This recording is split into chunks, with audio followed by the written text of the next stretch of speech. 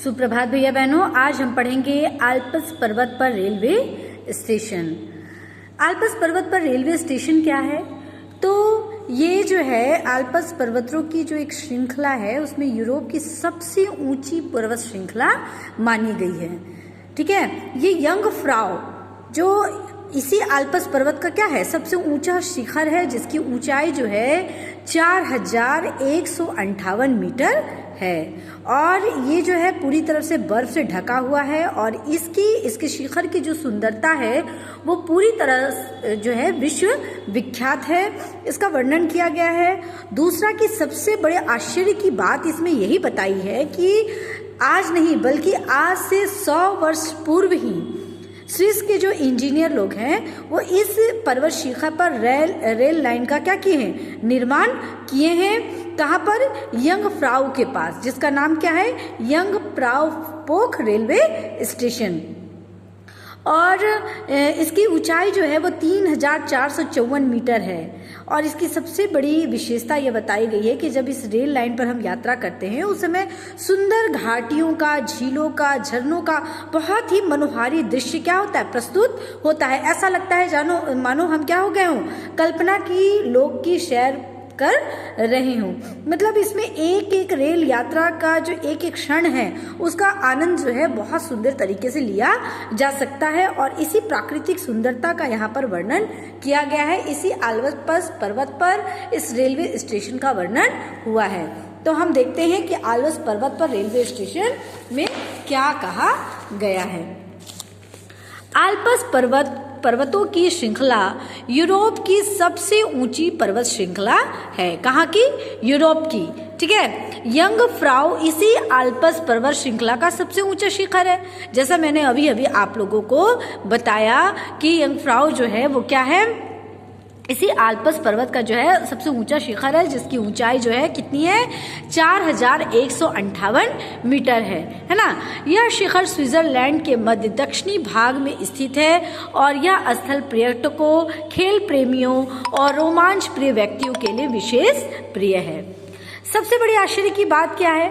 तो मैंने अभी आप लोगों को बताया था कि यहाँ इंजीनियरों का क्या करना, उस पर्वत शिखर पर रेलवे स्टेशन का क्या करना, निर्माण करना, है ना। कहाँ पर? यंगफ्राउ के पास यंगफ्राउ पोख नामक रेलवे स्टेशन। ठीक है, और इसका निर्माण आज नहीं हुआ है बल्कि 100 वर्ष पूर्व ही किया गया था।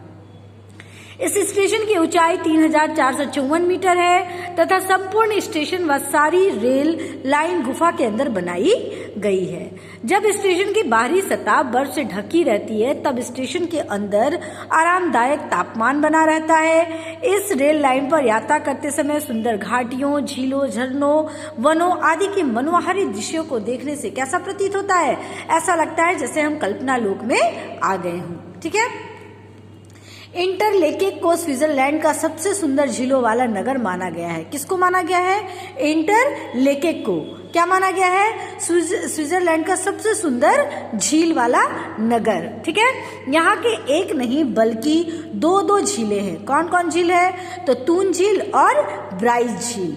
ये दोनों एक प्रकार से दूज के चांद अथवा मोती की माला का आकार बनाती है। ये झील जो है बहुत ही सुंदर आकार के हैं, है ना। और इन दोनों झीलों के बीच यह इंटरलेकेक नगर बसा है। यह नगर सुंदर पहाड़ियों से घिरा हुआ है। इन पर्वतों की छाया जब इन झीलों के निर्मल जल पर पड़ती है तो वातावरण बहुत रंगीन हो जाता है। यहाँ 2 रेलवे स्टेशन हैं। कौन कौन? एक इंटरलेकेक वेस्ट और एक इंटरलेकेक ओस्ट। यंगफ्राउ की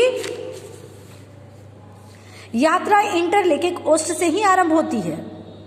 कहाँ से होती है? इंटरलेकेक ओस्ट से। यहाँ यात्रा के दौरान 2 बार गाड़ी बदलने के उपरांत लगभग 2 घंटे के बाद यूरोप के सबसे ऊंचे रेलवे स्टेशन पर क्या किया जा सकता है, पहुंचा जा सकता है। स्विस रेलों की यह विशेषता है कि वे अत्यंत आरामदायक व तीव्रगामी है। यह नियत समय पर क्या होती है, चलती है। अपने समय के अनुसार जो है ये क्या होती है, चलती है। साथ ही क्या है, यह वातानुकूलित भी है और इनके डिब्बों का रंग जो है बहुत ही सुंदर है जो हमारे मन को क्या करती है, बहुत आकर्षित करती है।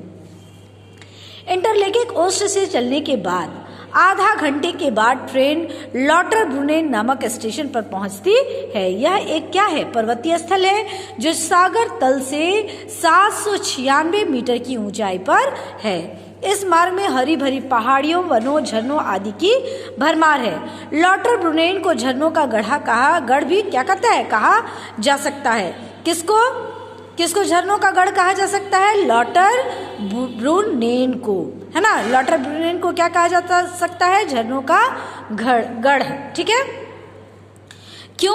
क्योंकि इस क्षेत्र में कम से कम क्या है? 72 झरने हैं जो ऊंचाई से अपनी अथाह जल राशि नीचे क्या करते हैं? बिखेरते हैं। ठीक है, जल राशि मतलब क्या होता है?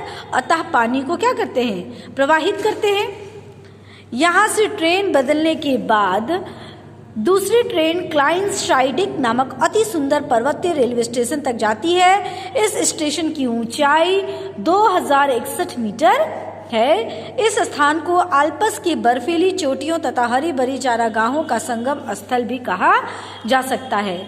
यहाँ स्वस्थ और सुंदर स्विस गाय चरती हुई देखी जा सकती है। यहाँ हाइकिंग करते हुए पर्वतरोही मिल जाते हैं। क्लाइंसशाइडिक में एक बार फिर रेल बदली जाती है। कहाँ पहुंचने के लिए? यंगफ्राउ योग। ठीक है, कुछ बर्फीली पहाड़ियों से गुजरने के बाद रेलगाड़ी शीघ्र ही लंबी गुफा में प्रवेश कर जाती है तथा अंदर ही अंदर अपनी मंजिल को और बढ़ती रहती है। गुफा के अंदर ही अंदर चलती रेलगाड़ी आइसमीर नामक रेलवे स्टेशन पर पहुंचती है।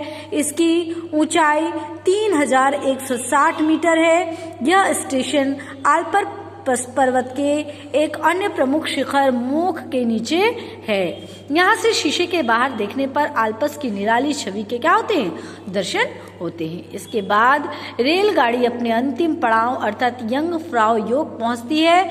यहाँ पहुंचकर ऐसा लगता है मानो किसी बर्फ की नगरी में पहुंच गए हों। रेलवे स्टेशन पूरी तरह से पहाड़ के अंदर गुफा में है। गुफा के अंदर सूर्य का प्रकाश तो नहीं पहुंचता, अतः बिजली की सहायता से सारा स्टेशन क्या होता है? प्रकाशमान बना रहता है। गाड़ी से उतरकर पर्यटकों का काफिला अपनी मंजिल की ओर रवाना हो जाता है। बर्फीली हवा से बचने के लिए पर्यटक जैकेट, बर्फ तथा स्कीइंग के जूते, टोपी आदि पहनते हैं। यदि मौसम क्या होता है? बड़ा अच्छा होता है तो उत्तर, दक्षिण, पूर्व, पश्चिम चारों ओर अनंत सफेदी के क्या होते हैं? दर्शन होते हैं। स्कीइंग करने वाले अपने स्की का सामान लेकर आगे बढ़ जाते हैं। यहाँ पर पर्यटकों को आकर्षित करने के लिए कुत्तों द्वारा खींची जाने वाली एस्किमो गाड़ियाँ भी होती है। इन पर बैठकर पर्यटक भरपूर आनंद लेते हैं। यंगफ्राउ योग स्टेशन पर ही स्पिक्स नामक मौसम संबंधी अनुसंधान वेधशाला का निर्माण किया गया है। यहाँ पर्यटक लिफ्ट के द्वारा जा सकते हैं। इसी वेधशाला की ऊंचाई 108.6 मीटर है। यहीं पर हाई विज्ञान, मौसम विज्ञान तथा खगोल शास्त्र संबंधी अनुसंधान किए जाते हैं। तो इस प्रकार हम देखते हैं कि यूरोप की सबसे सुंदर रेलवे स्टेशन का यहाँ पर वर्णन किया गया है, जो यंगफ्राउ में है, जिसको यंगफ्राउ पोख नामक रेलवे स्टेशन कहा गया है, जो आल्प्स पर्वत की श्रृंखला में यूरोप की सबसे ऊंची पर्वत श्रृंखला है। उसका बहुत ही रोमांचकारी वर्णन किया गया है। आज के लिए इतना ही। धन्यवाद।